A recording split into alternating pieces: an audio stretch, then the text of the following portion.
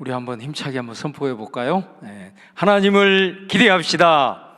하나님을 기대합시다. 응답을 기다립시다. 응답을 기다립시다. 끝까지 기도합시다. 끝까지 기도합시다. 할렐루야. 오늘은 주어진 본문으로 세상을 이기는 교회의 능력이라는 제목으로 하나님의 말씀을 함께 나누겠습니다. 우리가 이 베드로전서 1장은 우리 그리스도인들을 표현할 때 1절에 보면은 흩어진 나그네다 이렇게 말하고 있습니다. 그리고 지난 시간에 1장 17절을 보면은 너희가 나그네로 있을 때를 두려움으로 지내라 이런 표현이 나옵니다. 그래서 1장의 말씀에 보면은 그리스도인들을 나그네 이렇게 표현을 하고 있습니다. 여러분, 나그네를 떠올리면서 그리스도인을 왜 나그네라고 이렇게 표현을 했을까 한번 이렇게 좀 생각을 해보시면 그 의미가 이렇게 확 와닿을 수가 있습니다. 나그네는 한 곳에 이렇게 정착하지 않잖아요.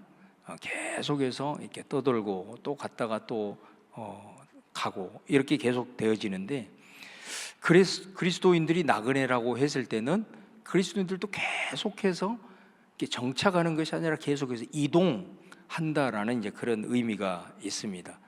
그래서 우리가 계속해서 이동한다, 나그네처럼 이동한다, 이거를 어떤 표현으로 쓰냐면 바로 구원의 여정이라 이렇게 표현을 하는 것입니다. 마치 이스라엘 백성들이 출애굽을 한 후에 가나안에 이를 때까지 계속해서 광야를 이동했던 것처럼 바로 그 구원의 여정을 지금 우리가 나그네로서 하고 있다라는 것입니다. 예수 그리스도로 말미암아 이스라엘 백성이 그랬던 것처럼 우리도 영적인 출애굽을 했고, 그리고 출애굽을 해서 홍해를 건너 그리고 그들의 종착역인 가나안까지 그들이 멈추지 않고 계속해서 광야의 여정을 통과했듯이 바로 우리의 여정이 바로 그런 구원의 여정을 계속해서 하고 있다라는 것이죠.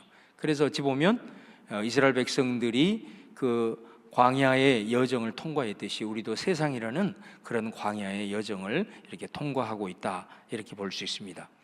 이스라엘 백성들이 여러분 광야를 이렇게 거칠 때 많은 장소를 거치게 되고 또 광야에서 만나는 많은 것들이 있었습니다.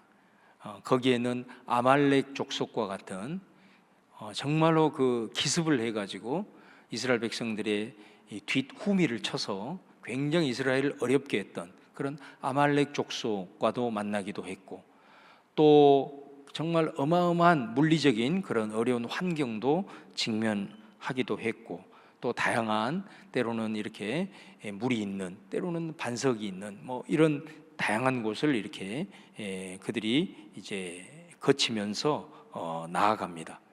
멈추지 않고 계속해서 그 광야에서는 멈췄다가 또 이동하고 멈췄다가 이동하고 계속해서 이제 그런 과정을 거치는 거죠. 그 과정에서 우리가 직접 경험을 해보지는 않았지만은 그 광야의 여정이라는 것이 얼마나 여러분 힘들겠습니까?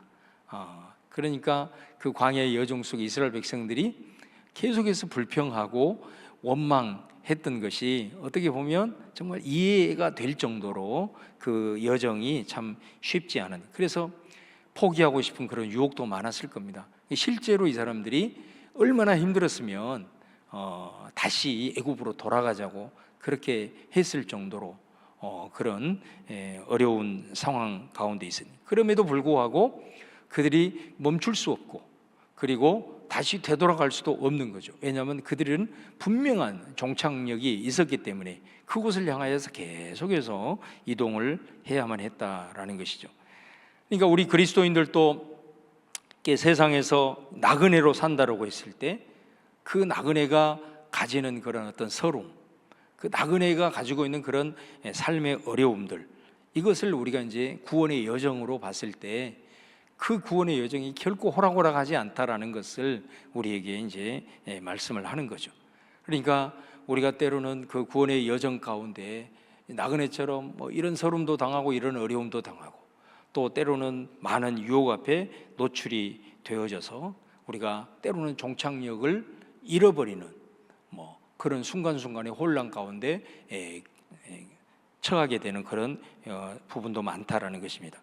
특별히 오늘 여러분 베드로전서 2장 1절 말씀에 보시면은, 그러므로 모든 악독과 모든 기만과 외식과 시기와 모든 비방하는 말을 버리고, 여기서 이제 사도 베드로가 너희들 이것들을 버려라 이렇게 말을 하고 있지만, 사실은 이 부분이 원래는 세상에 존재하는 그 악들을 다 모아놓고 있잖아요. 먼저 이 부분이 어떻게 보면 그리스도인들이 구원의 여정을 걸어가면서 세상을 통과할 때에 만나는 부분이다라는 것이죠. 여기에 보시면 모든 악독이라고 그러잖아요. 또 모든 기만이 뭐예요? 우리 속이는 일이잖아요. 우리가 뭐 옛날 이 환경만이 아니라 오늘 이 시대를 보더라도 얼마나 그 속이는 일이 많은지 몰라요, 세상에는. 그래서 여기도 사기, 저기도 사기, 사기치는 일들이 얼마나 많아요. 이런 일들 앞에 우리가 노출되어 있고, 또 외식, 이게 뭡니까? 그 이중적인 태도잖아요. 내 마음과 겉으로 드러나는 그런 모습이 사람과의 관계와 상대를 하게 될 때에 다른 이런 모습들이 세상의 악으로 이렇게 표현이 되고 있습니다. 또 시기가 있습니다. 원래 시기, 질투 이런 얘기를 하잖아요. 근데 원래 이 질투라고 하는 것은 사실은 질투가 없는 사람이 어디가 있겠어요? 뭐 여러분도 익히 들어보셨겠지만 그 셰익스피어라는 작가가 그런 말을 했다 그러잖아요. 질투 없는 여자는 뛰지 않는 공과 같다. 그러니까 여자뿐이겠습니까? 남자들도 다 질투 없는 사람은 아마 없을 겁니다. 그런데 이 시기는 질투하고는 조금 다르답니다. 이렇게 찾아보니까 이 시기라고 하는 것은 질투로 말미암아 생각이 병이 든 상태를 시기라고 한다고 합니다. 그러니까 모든 사람은 사실은 기본적인 질투를 다 가지고 있는데, 이 시기라고 했을 때는 질투로 인해서 내 감정과 내 의지가 거의 생각이 병적이 되어버린 이 상태를 시기라고 하는 것입니다. 그 다음에 또 비방하는 거, 얼마나 이 비방하는 것들이 많이 넘쳐나는지 모릅니다.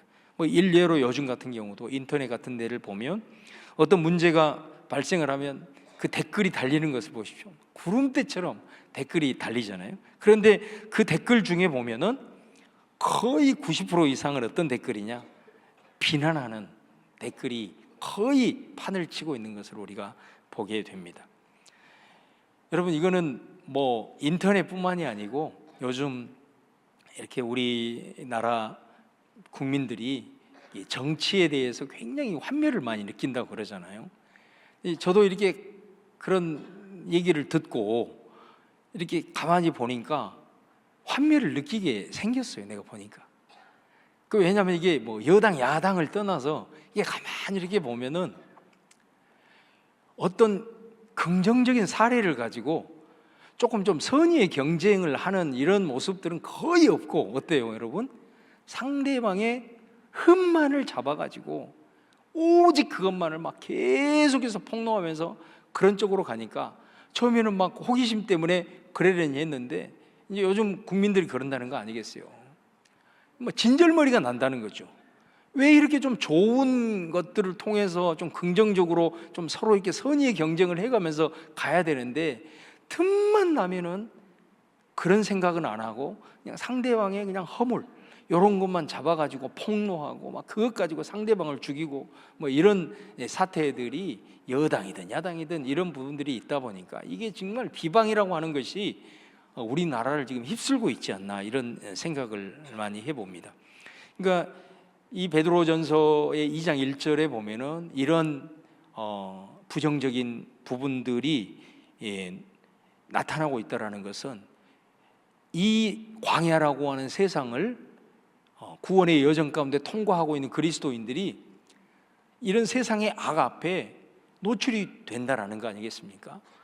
그 앞에 노출이 돼서 우리가 때로는 무너지기도 하고, 또 세상이 그런 모습으로 구원의 여정을 걸어가고 있는 이 그리스도인들을 계속해서 압박하고 있는 이런 모습이다라는 것이죠. 그래서 오늘 안타까운 것은 뭐냐면 이것들을 우리가 극복하고 헤쳐나가야 되는데 오늘 말씀은 이것들을 너희들이 버려라 이렇게 얘기를 한다는 것은 그것들을 오히려 극복해 가면서 헤쳐나가면서 막 전진을 해야 되는데 지금 이 상황은 얼마나 심각한 상황이냐면은 오히려 이런 세상의 것들이 오히려 그리스도인들에게 영향을 미쳐버리는, 그래서 이 편지를 받고 있는 그리스도인 공동체 가운데도 이런 부분들이 이루어지고 있는 이제 이런 상황이라는 것을 이제 우리가 알 수가 있다라는 것이죠. 그러니까 우리가 이런 상황에 직면을 하게 되면 정말 그리스도인들이 이런 과정을 거쳐가면서 어떻게 정말 구원의 그 여정을 끝까지 걸어갈 수 있을까? 참 쉽지 않은 그런 상황이라는 것을 우리가 알 수가 있습니다. 그래서 여러분, 우리 예수님께서 그리스도인들이 제자의 마음을 품고 그 길을 이렇게 쭉 걸어가는 여정 속에서 정말로 너무너무 그 길이 어렵기 때문에 그리고 그 상황에 직면했을 때 우리가 부딪힘이 너무 크고, 그래서 그 구원의 여정 속에 때로는 유혹도 받고 때로는 포기하고 싶기도 하고 이런 부분들 때문에 그리스도인들 한 사람 한 사람이 이 구원의 여정을 끝까지 걸어갈 수 있도록 하기 위해서 우리 예수님께서 하신 일이 뭐냐면 교회를 세우신 거예요. 그래서 우리 예수님이 교회를 세우신 거예요. 혼자 힘으로 이 구원의 여정을 시작할 수는 있지만 그 과정이 너무너무 어렵다는 것을 아시기 때문에 우리 예수님께서는 바로 함께 할 수 있는 교회 공동체를 세우셨다라는 것입니다. 그러니까 만일 저와 여러분이 예수님을 믿고 이제 구원의 여정을 시작을 했습니다. 그런데 그 구원의 여정을 이렇게 가고 있는데 여러분들이 교회를 예를 들어서 내가 다니지 않는다. 분명히 내가 예수 그리스도를 믿고 구원을 받은 그 순간 우린 출애굽을 한 거거든요. 그러면 이제 종착역을 향하여 우리가 그 여정을 계속해서 이동해 이제 가는데, 만약에 내가 그 이스라엘의 공동체 안에서 홀로 떨어져 있다, 다시 말해 우리로 얘기를 하면 우리가 분명히 나는 예수님을 믿는데 그리고 구원을 받았는데 교회를 안 다닌다고 한번 생각을 해 보십시오. 아마 얼마 가지 못해서 내가 구원을 받은 사람인지 구원을 받지 못한 사람인지, 내가 정말 그리스도인인지 아니면 비그리스도인인지 아마 스스로가 혼란이 오게 될 겁니다. 그리고 내 삶이라고 하는 것이 정말 그리스도인으로서 구별된 삶인지 아닌지 스스로가 혼란을 느끼면서 아마 얼마 지나지 않아서 세상 속에 동화되어지고 세상 속에 아마 내 스스로가 녹아져 버릴 가능성이 굉장히 많다는 것을 알 수 있습니다. 그렇기 때문에 저와 여러분이 그럼에도 불구하고 일주일에 한 번이라도 하나님 앞에 나와서 예배하고 또 우리 금요 심야 기도에 나오신 여러분들처럼 이렇게 일주일을 한 번도 아니고 이렇게 두 번도 나오고, 어떤 분들은 또 수요 예배까지 나와서 같이 나오고, 또 주일날 이렇게 나오더라도 그냥 예배만 드리고 가는 것이 아니라 소그룹 모임을 하고, 어떤 분들은 매일 새벽에 이렇게 나오는 그 이유가 뭐겠습니까? 저는 다 그냥 맹목적으로 나오는 분은 한 분도 없다고 생각합니다.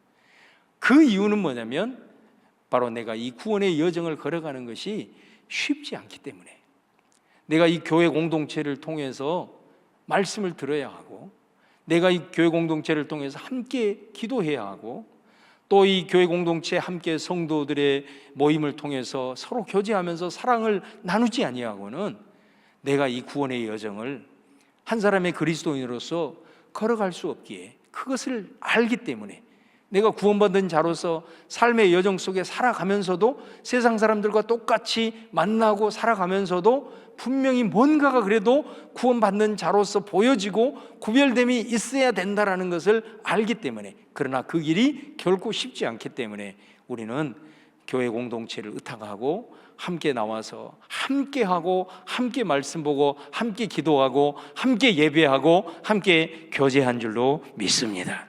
그러니까 오늘 베드로 사도가 이런 세상에서 나그네같이 힘겹게 살아가는 그리스도인들을 향해서 사실은 오늘 메시지를 통해서 말하고자 하는 가장 핵심이 뭐냐면 교회 공동체의 필요성이다 이 말이에요. 오늘 말씀의 핵심이 바로 그 내용이라고 할 수 있습니다. 그래서 우리가 이 구원의 여정을 종착역까지 포기하지 아니하고 아무리 힘들고 어려워도 우리가 통과해서 종착역에 이르러야 되는데 그것을 위해서는 우리에게는 반드시 필요한 것이 바로 우리에게는 이 교회 공동체가 필요하다라는 것을 오늘 사실은 말씀을 통해서 증거하고 있는 것입니다. 자, 이 1장 22절 말씀을 우리 같이 한번 읽어보도록 하겠습니다. 1장 22절입니다. 시작. 너희가 진리를 순종함으로 너희 영혼을 깨끗하게 하여 거짓이 없이 형제를 사랑하기에 이르렀으니 마음으로 뜨겁게 서로 사랑하라. 자, 여기 보시면 형제를 사랑하기에 이르렀는데 마음으로 더 뜨겁게 사랑하라 이렇게 표현하죠. 자, 이 말씀에서 우리가 꼭 눈여겨봐야 될 단어가 형제라는 단어입니다. 우리가 신약 성경에서 형제라는 단어가 나올 때는 여러분 물론 그 형제가 혈육으로 이루어진 말 그대로 형제지간 이것을 의미하죠. 이런 경우는 거의 없습니다. 용례상으로 봤을 때 한 부모 밑에서 살아가는 그 형제를 가리키는 경우는 거의 없습니다. 그러면 신약 성경을 여러분이 읽어나갈 때 형제라는 단어가 나온다 그러면 그것은 거의 90%, 95% 이상은 뭐를 의미할까요? 하나님을 아버지로 섬기는 사람들의 관계를 가리킬 때 형제라는 표현을 쓰는 겁니다. 그러니까 이 형제는 뭐를 가리키는 거예요? 함께 교회 공동체 안에서 신앙생활하고 있는 지체들을 가리킬 때 쓰는 표현이 형제입니다. 반드시 기억하셔야 됩니다. 그래서 이 형제라는 말을 통해서 우리는 바로 이 교회 공동체성을 먼저 생각할 수 있어야 된다라는 것입니다. 그래서 여러분, 저와 여러분은 물론 혈육을 통해서 형제들도 있지만은 우리는 하나님을 아버지로 섬기는 한 형제 지간인 줄로 믿습니다. 그런 사람들이 이렇게 함께 모여 있는 바로 가족이 교회 공동체다라는 것을 우리가 꼭 기억을 해야 된다라는 것입니다. 그런데 오늘 말씀을 하죠. 뭐라고 얘기합니까? 자, 교회 안에 있는 한 지체들을 사랑하는데 어떻게 사랑하라고 말합니까? 뜨겁게 사랑해라 이렇게 말하거든요. 자, 그러면 이 말만 들어도 왜 지금 베드로 사도가 교회가 구원의 여정 속에 왜 중요한지, 교회가 왜 중요한지 그 이유가 여기서 바로 나오는 것입니다. 우리가 형제를 사랑해야 하는데 그 사랑하는 것을 뜨겁게 사랑하라고 먼저 권면하고 있는 것을 보게 됩니다. 자, 우리 뜨겁게 사랑하라고 했으니 한번 우리 옆 사람을 좀 보시면서 한번 사랑한다고 한번 고백해 주시기 바랍니다. 사랑합니다. 예, 벌써 이 말귀를 알아듣는 분들은 말로만이 아니고 어떻게 해요? 벌써 손을 딱 잡고 있잖아요. 손을 잡고 있잖아요. 자, 우리가 좀 뭐 손을 못 잡아도 그래도 뜨겁게 사랑해야 되잖아요. 뜨겁게 사랑해야 될 줄로 믿습니다. 예, 뜨겁게 사랑해야 돼요. 한 형제들은 뜨겁게 사랑해야 돼. 뜨겁게 사랑하기 위해서 한번 손은 못 잡아도 한번 이렇게 하면서 다시 한번 시작. 사랑합니다. 해보세요. 사랑합니다. 사랑합니다. 제가 요거 하니까 좀 생각나는 게 하나 있는데, 제가 이렇게 이제 주일날 그 식사하실 때 제가 가서 이렇게 인사하잖아요. 혹시 제 인사를 아직까지 한 번도 못 받으신 분 있나요? 그런 분도 있을 거예요. 근데 제가 웬만하면 내려가서 우리 식사하고 있는 분들 다 이렇게 인사를 합니다. 식사 맛있게 하라고.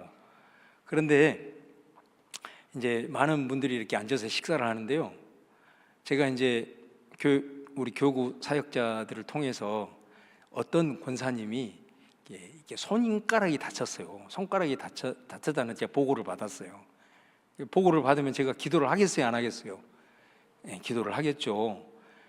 그런데 딱 만난 거예요. 아니나 다를까 제가 그분을 보자마자 제일 먼저 눈에 들어온 게 뭐가 들어오겠어요? 손가락이 눈에 들어오는 거예요. 그래서 제가 그분을 보고 이렇게 했어요. 이렇게. 이 표시가 뭔 줄 아시겠죠? 저 분명히 말도 했어요. 그런데 멀리 계신 분이 제 말을 못 알아듣고 이 모습을 보고 오해를 해버린 거예요. 어떻게 오해를 해요? 세상의 목사님이 여자 권사님한테 사랑한다고 공개적으로 고백을 해버렸다는 거예요. 이렇게 오해를 해버린 거예요. 그러자 주변에 있는 사람들이 전부 다 나를 막 이상한 눈초리로 쳐다보시는 거예요. 그 왜 그런가 그런데 이제 그 당사자 권사님은 막 배꼽을 잡고 웃으시는 거예요. 그래서 제가 알고 보니까 그렇게 이제 오해를 하신 거예요. 그래서 제가 이거 한 거 아니고 손가락 괜찮으세요? 손가락 괜찮으세요? 요거 물어본 건데 갑자기 그 생각이 났어요. 그러니까 오늘 이 베드로 사도가 교회 공동체 안에 있는 하나님을 아버지로 섬기는 지체들, 형제들이잖아요. 형제들을 뜨겁게 사랑해라. 그것만이 우리 한 사람 한 사람이 구원의 여정을 걸어갈 때 오늘 2장 1절에서 얘기하는 비방을 당하고 때로는 사기를 당하고 때로는 악독 가운데 압박을 받고 위선 가운데 노출이 되어 있을 때라도 이길 수 있다는 거예요. 교회 공동체가 울타리가 되어가지고 뜨겁게 사랑을 해야 그런 연약함이 있어도 포기하지 아니하고 구원의 여정을 걸어갈 수 있다라고 말을 하는 거예요.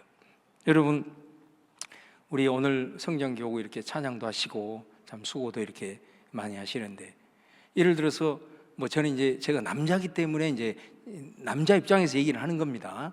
뭐 좀 여자분들 너무 이렇게 서운하게 생각하지 마시고, 우리가 이제 이를 직장 생활을 이렇게 하는데 직장 생활 하다 보면은 힘든 경우가 많잖아요.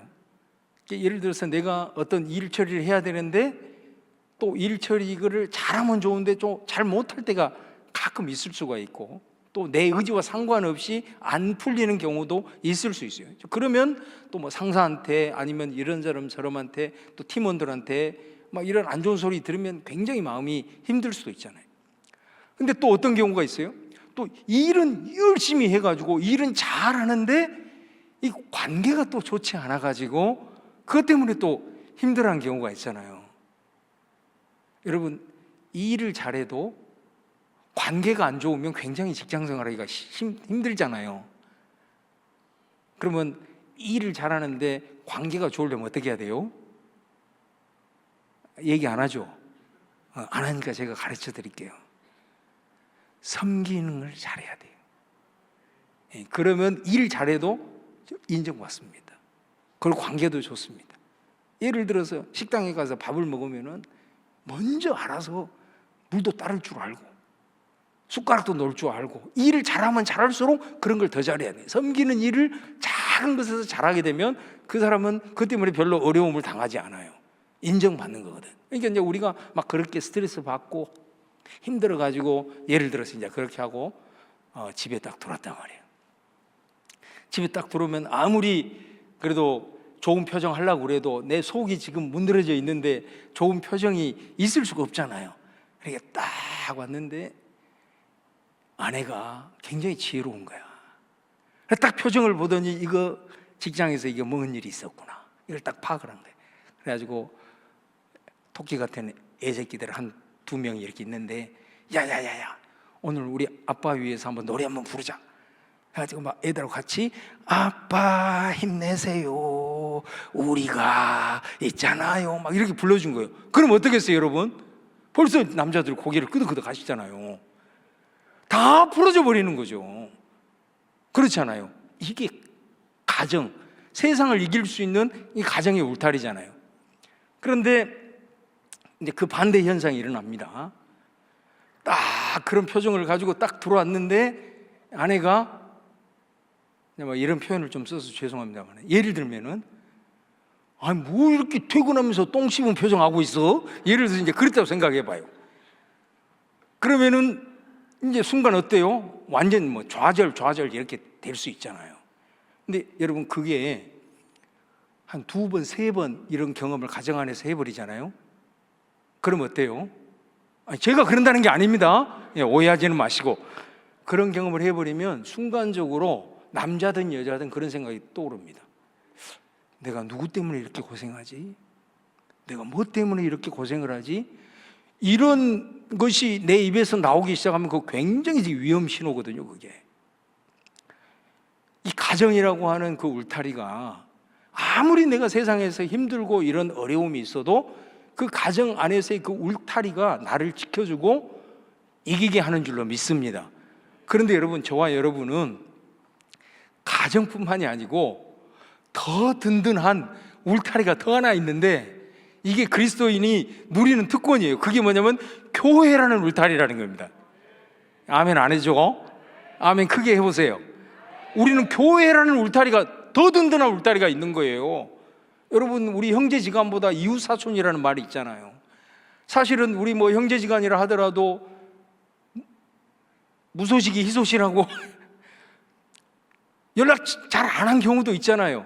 그런데 우리 교회 성도들 어떻습니까? 일주일에 1번, 2번, 3번 이렇게 만나면서 마음이 더 통하지고, 특별히 요즘 소그룹이 이렇게 활성화되면서 아픔도 나누고 이런 일들을 하게 되면 이 얼마나 이게 큰 울타리가 되는지 모른다고.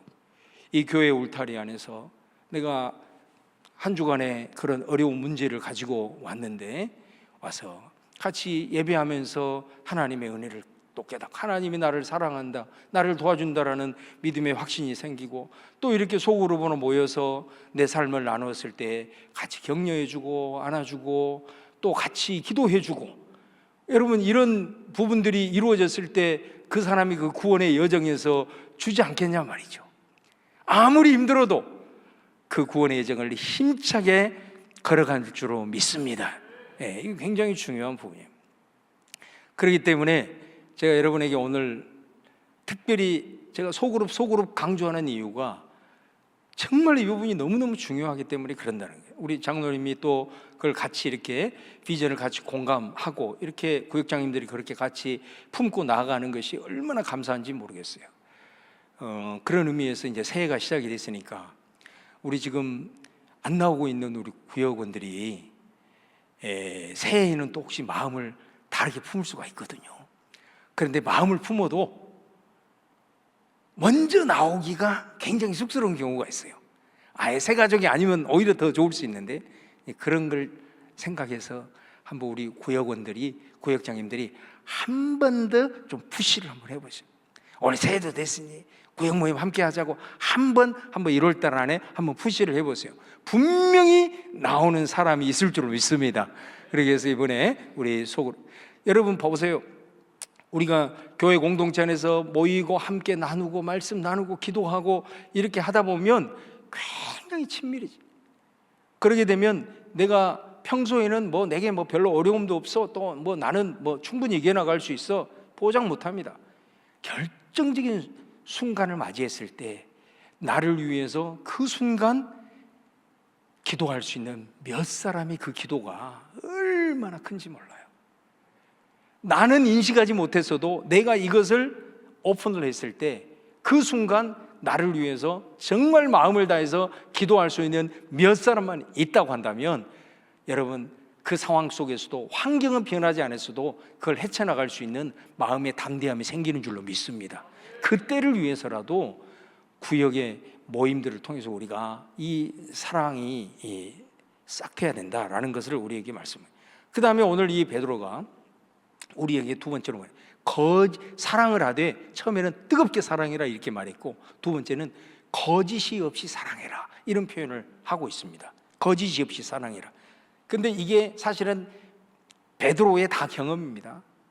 베드로가 사실은 이 부분이 굉장히 자기 마음을 아프게 하는 사실은 말을 하고 있는 거예요. 그 경험이 있는 거예요. 여러분들 아시는 대로 예수님이 이제 붙잡히기 얼마 지나지 않아서 예수님 마음이 너무 아픈 거죠. 그래서 제자들한테 뭐라고 얘기하냐? 너희들이 다 나를 버릴 것이다. 이렇게 얘기를 하니까 베드로가 뭐라고 얘기하죠?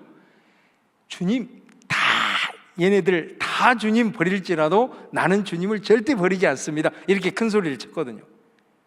그런데 예수님이 정작 붙잡히자 어떤 어린 여종이 와가지고 계속해서 추궁을 하자 베드로가 예수님을 3번을 부인하잖아요.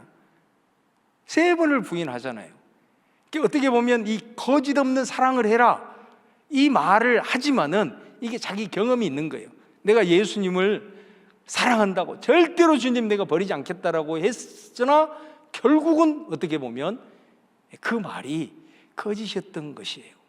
자기의 마음의 속과는 다르게 다른다 할지라도 이게 거짓이 돼버린 거잖아요. 그래서 나중에 여러분 예수님이 부활하신 후에 그 베드로를 찾아와서 예수님이 뭐라고 합니까? 요한의 아들 시몬아 네가 나를 사랑하느냐 이렇게 물었을 때 베드로가 뭐라고 대답하죠? 내가 주님 사랑하는 줄 주님이 아십니다 이렇게 대답하잖아요. 근데 한 번 물어보고 끝내야 되는데 예수님이 2번째 물어보는 거예요. 요한의 아들 시몬아 이 모든 사람들보다 네가 나를 더 사랑하냐 이렇게 얘기를 하니까 베드로가 뭐라고 대답합니까? 아니 주님 내가 주님 사랑한 줄 주님 아시잖아요. 아니 2번으로 끝냈으면 괜찮았는데 3번째를 또 물어보는 거예요. 요한의 아들 시몬아 네가 나를 사랑하느냐? 여러분 그 순간에 베드로는 뒤통수를 맞아버린 겁니다. 그래서 베드로가 뭐라고 표현을 합니까? 주님 내가 주님을 사랑하는 줄 주께서 아십니다. 우리 성경을 봐가지고는 이 느낌을 몰라요. 네, 헬라 원문에 보면 안다라고 하는 주님 아십니다. 요 안다라고 하는 게 첫 번째, 2번째는 오이다, 이 직관적인 알미라는 단어를 써요. 그런데 이 3번째 안다라는 표현은 단어가 틀려요. 기노스코라는 단어를 써요. 이 기노스코는 뭐냐면 경험적 알미예요. 그러니까 이게 어감을 살려보면 이런 겁니다. 첫 번째, 2번째 야 요한의 아들 시몬아 네가 나 사랑하느냐 물어볼 때는 베드로가 이제 그 단어의 어감을 살려서 이렇게 대답을 한 거예요. 에이 주님 알잖아요. 내가 주님 사랑하는 거 주님 잘 아시잖아요.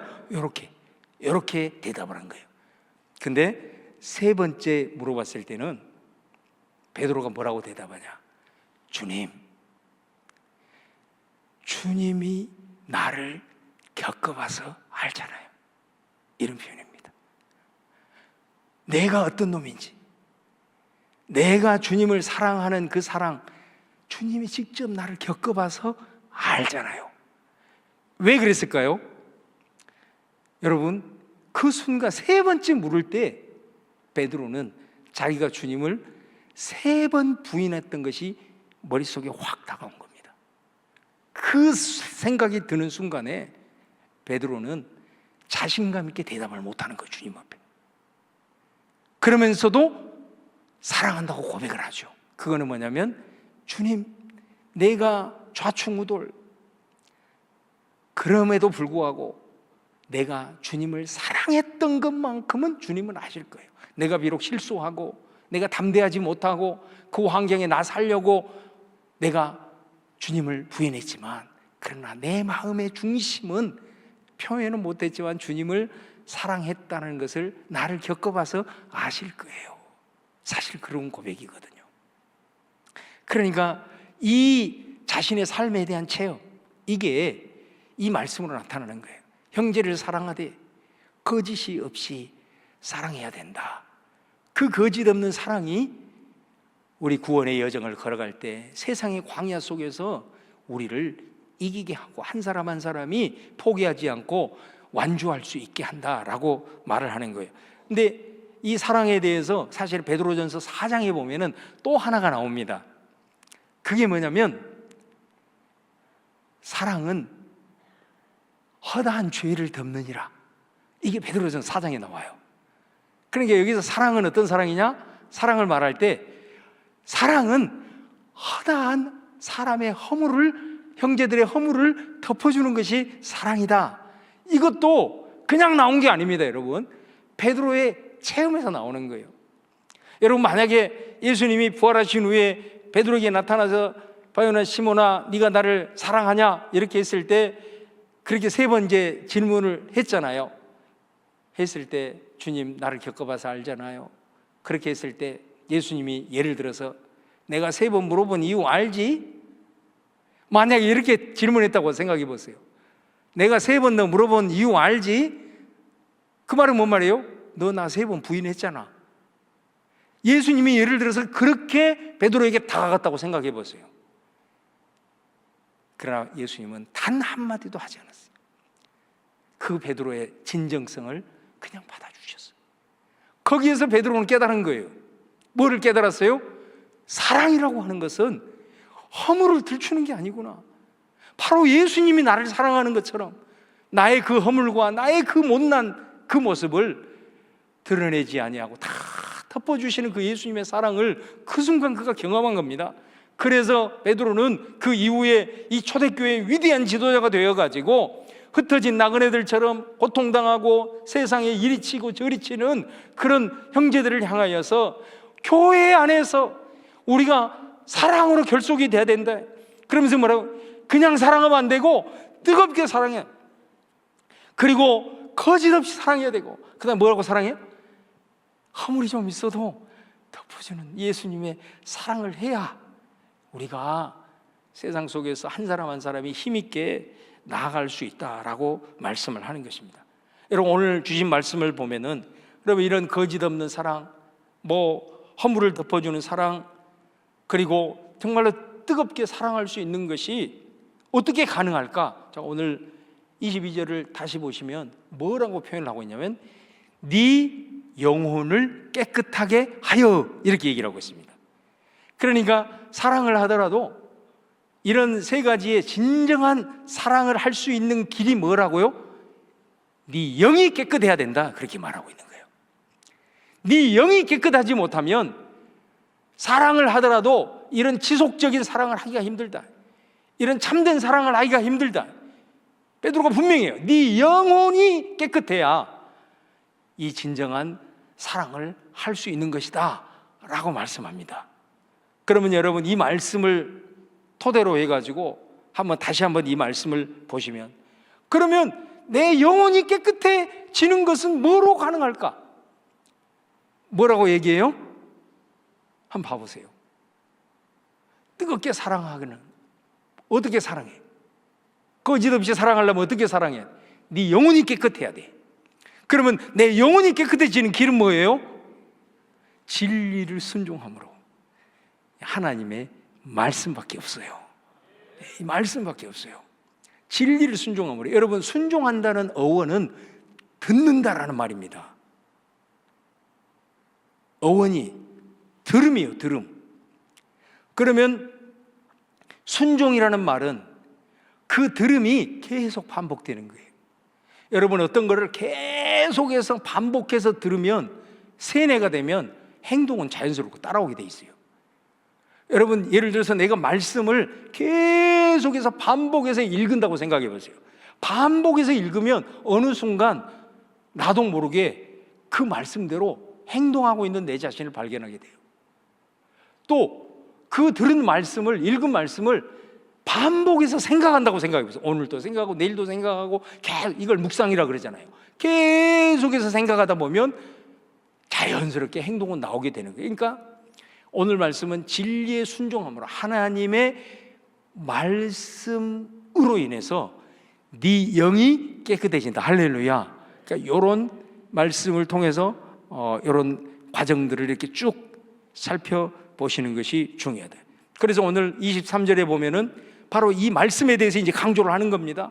이 말씀에 대해서 뭐라고 얘기합니까? 이 말씀은 살아있고 항상 있는 하나님의 말씀이다, 이렇게 말합니다.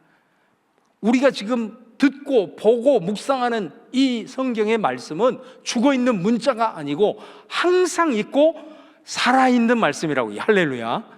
그렇게 말씀하잖아요. 그러면서 24절 25절에 보면 이사야의 40장의 말씀을 인용합니다. 모든 육체는 풀과 같고 모든 영광은 풀의 꽃과 같으니 풀은 마르고 꽃은 떨어지되 오직 주의 말씀은 세세토록 있도다. 이 말씀을 인용하면서 우리가 묵상하고 읽고 들은 말씀은 항상 있고 살아있는 말씀이다라고 얘기를 하는 겁니다. 그러니까 여러분, 왜 이 베드로 사도가 이사야 40장의 말씀을 인용하고 있냐? 이사야 예언의 말씀이잖아요. 그러니까 지금 이 예언의 말씀은 지금 이스라엘 백성들이 이미 망한 거예요. 바벨론이라고 하는 그 어마어마한 제국 앞에 이제 망해버린 거잖아요. 망해버렸는데 이사야 49장부터는 어떤 내용이냐면 회복에 대한 예언이거든요. 회복에 대한 예언.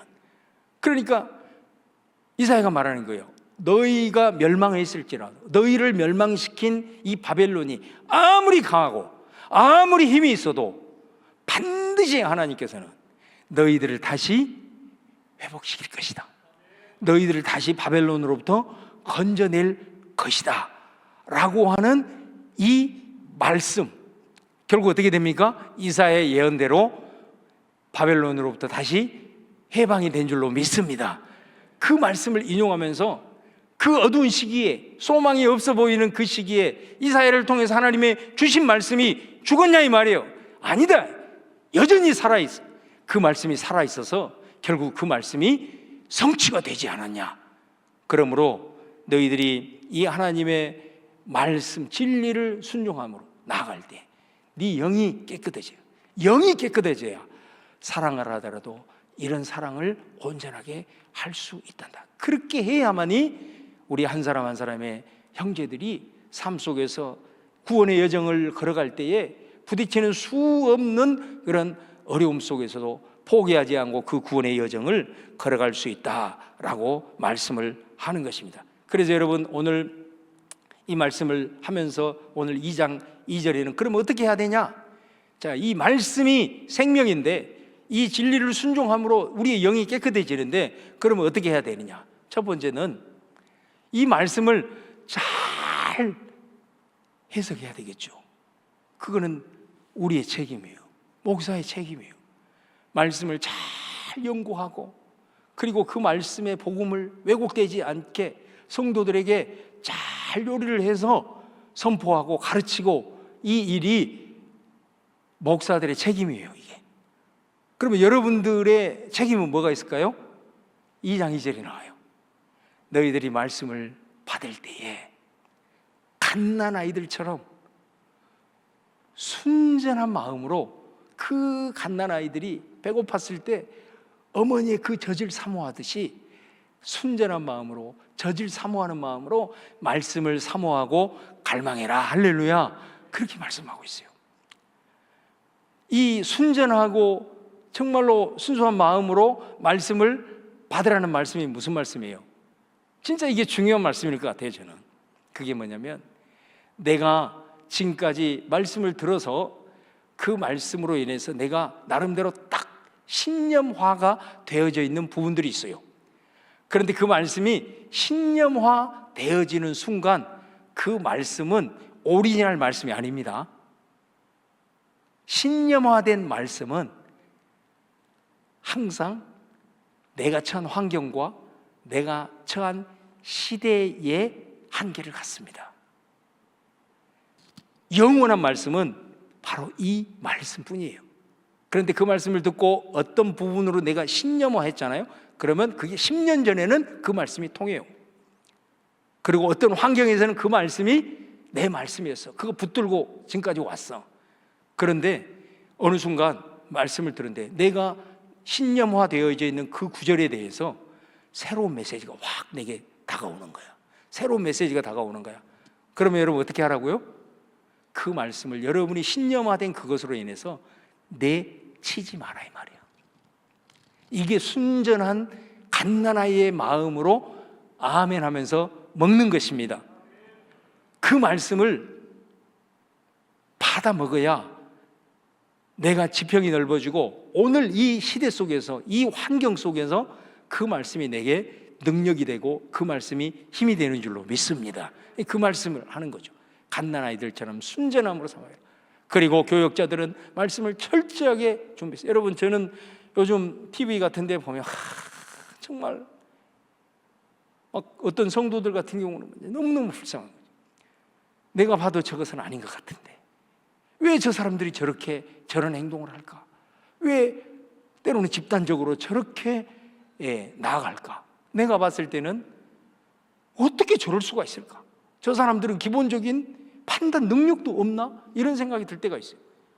여러분, 말씀도 제대로 해석이 안 되고 진짜 진리로서 제대로 되어지지 않고 왜곡이 되어지게 되면 그것도 사람을 얼마만큼 인생을 망가뜨릴 수 있다는 걸 기억을 하고, 그런 책임감을 가지고 우리가 더 말씀 묵상하고 더 말씀 연구해서 진리의 말씀을 잘 선포하고 가르쳐야 되겠지만, 여러분들도 늘 갓난아이들처럼 순전한 마음으로 말씀이 선포되어졌을 때 그 말씀이 진리라는 확신이 됐을 때는 아멘으로 먹으시기를 바랍니다.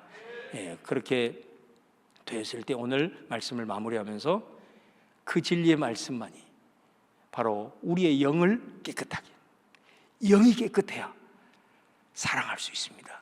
사랑도 거짓 없이 사랑할 수 있고 뜨겁게 사랑할 수 있고 허물을 덮어주는 사랑을 할 수 있습니다. 그것이 교회입니다. 그것이 교회여야 합니다.